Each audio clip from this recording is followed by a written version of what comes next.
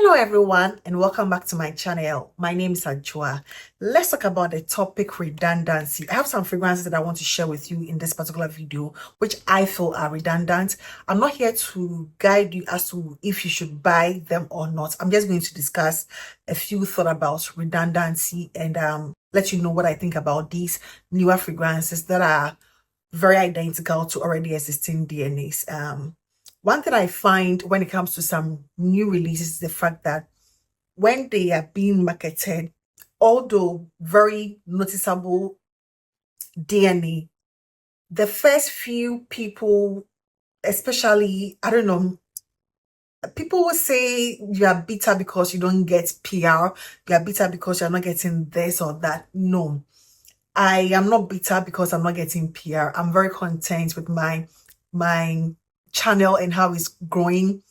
If I'm growing like this without PR, just imagine if I was getting like the several other PR packages. I don't know, but I've never been bitter about that. I feel happy for people when they receive PR and other things. But I guess for like in most instances, when some of these fragrances are released, the first few times that they are being marketed, people do not mention the fact that, oh, they are similar to this, they are similar to that. I think when Nuha Van Candy, I'll put that up, when it first came out, I'm just giving that as an example. I remember watching a very influential person talking about that particular fragrance, and this person was like, it doesn't smell like anything on the market. It's new, it's this. I had already sampled and already reviewed it on my channel. I bought it with my own money. And it smells like Love First Burning Cherry, Lost Cherry. That is basically what that fragrance is, with a bit of wine. It's just identical to Lost Cherry.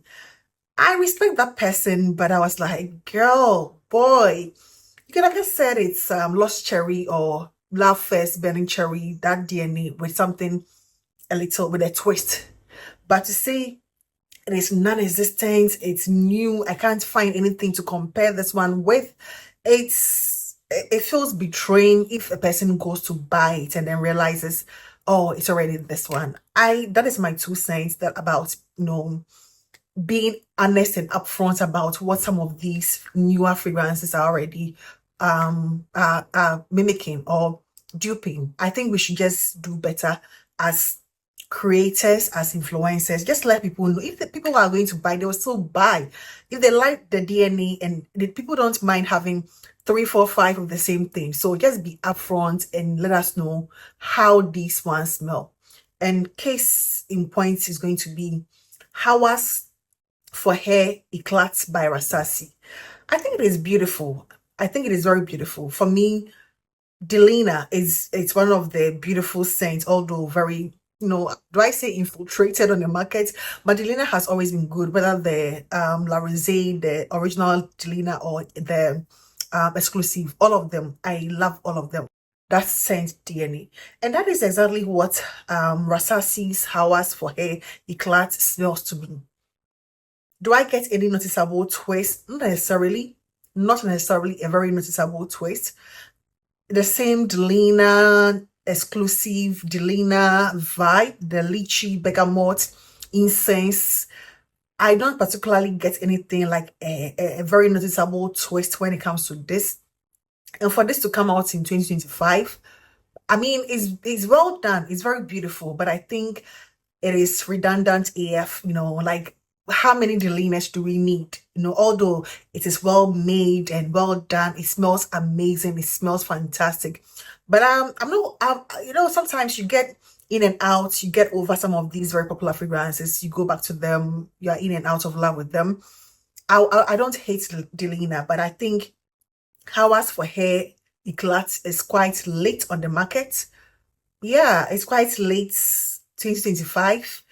It's good. You might want to still get it because it's good. For me, it's good. It feels like a slightly jammy rose. The rose feels slightly more sweeter, much more jammy. That is the only noticeable thing I can get, from this. But if you are used to the same Delina, lychee, bergamot, rose scent, essentially that is what it's going to give you. It feels like a slightly jammy rose. That is the only thing I find difference. So that is going to be Hours for Hair Glass. It's beautiful, but I think, yeah, quite redundant. Next, I'm going to go with Private Blend Mask Eyes from Kadlaj.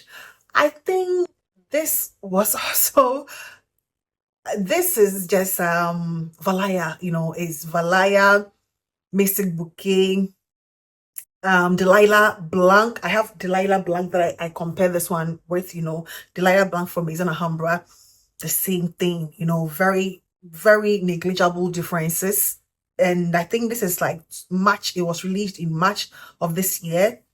I feel you don't need this if you have Mystic Bouquet, Delilah Blanc, the one from Paris Corner, several of them. If you have all those ones, you don't need this. It's I've seen very few information about it where it's being said to be its own creation, but I think it is a very 100% no Valaya, Mystic Bouquet, Delilah Blanc.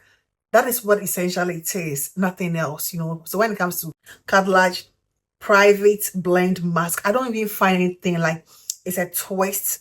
Not necessarily. I don't get anything like Kadlaj added their own twist. Maybe a lighter, less woody, but you get the same vibe. Valaya, Mystic Bouquet, yeah, and that is essentially it.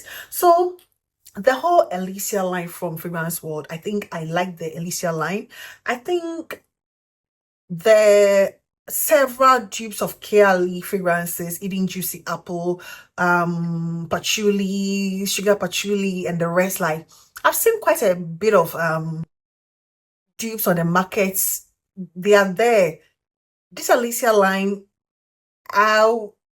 in as much as I think they are a very affordable alternative, I feel like most of them are redundant. For me, the only thing that I will not personally consider redundant is going to be the Elicia Vanilla.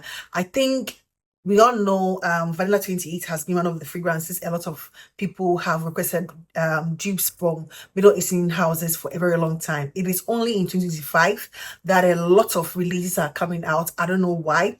I think I've come across like 4 at this point. Oh, I have only 2, Ramsh Diva and this one, but I've heard about 2 others that are also inspired by Vanilla 28. But to me, I'm just even considering it's not redundant because it is fairly new. But I feel like it's going to be one of those fragrances that once the formula is out, maybe the formula was not so out, but once it is out and houses are replicating, we are going to be flooded with lots and lots of Vanilla 28, DNA. But this one to me is beautiful. I prefer this one over Ramsh Diva from Zimaya, although that is a very beautiful vanilla scent. But I think the Elicia line is quite redundant because Fragrance World already has like several other dupes, when it comes to yam pistachio gelato. They already have Unique. They already have so many interpretations from Fragrance World, from Effie Paris in that same family. So to come out with the Elicia line, that is just my opinion anyway. To come out with the Elicia line now, I guess for like they are quite redundant. So this one, I would call it redundant, but I also think it is the best interpretation of Pink Sugar that I have come across. It's from the Grandio Tabis line known as Pink Sugar, the same name. There are so many Pink Sugar inspiration from Middle Eastern houses. We can talk about Kurafi from is it Latafa? We can talk about Soft from Arihab. We can talk about Shamoki. We can talk about so many of them. I think those are the 3 that comes to mind. But I think Pink Sugar from Grandio is a recent release, and this, although is the latest that I have smelled, is the most accurate of them all. But I think around this time, a lot of us already have like various interpretations of Pink Sugar. The original one is very, very affordable. Even 100 ml is going for less than $25, So Kurafi, people have it. our rehab soft is also very accessible. Shamoki is the one that is not the most accessible, but they all fall under the same umbrella. But I think this one is very beautiful. It's the only one I find the berries, the others have a twist of their own, but this one has that berries. And I think I enjoy it, but to me personally, I wouldn't get a full bottle because I find it very redundant. I have the original pink sugar. I have, I think, 3 flankers of pink sugar. So this from Grandio to me is a very beautiful bottle, but I think it is quite redundant. I would rather get the original pink sugar, or at this point, I don't think I'm ready for any pink sugar. I have just too many DNAs that smell identical to that. So, yeah, Grandio, it's good, but for me, it is quite redundant. I forgot to Al Cafe from Paris Corner. I remember a few days ago, I shared as part of my latest release from Middle Eastern houses from Paris Corner, I forgot to Al Cafe. And it was just a mere prediction that I thought it was going to be a more cafe vibe or inspired by. I had heard nothing, I had read nothing that gave me that thought. I guess put one and two together just based on the name of the fragrance, Affogato, and I was like, okay, this is what I think. I was right. Although I've not smelt that, it is being marketed as an inspired version of Amor Cafe. And I think I already have cafe latte from Kadlaj, which is a very pretty good, spot on dupe of Amor Cafe.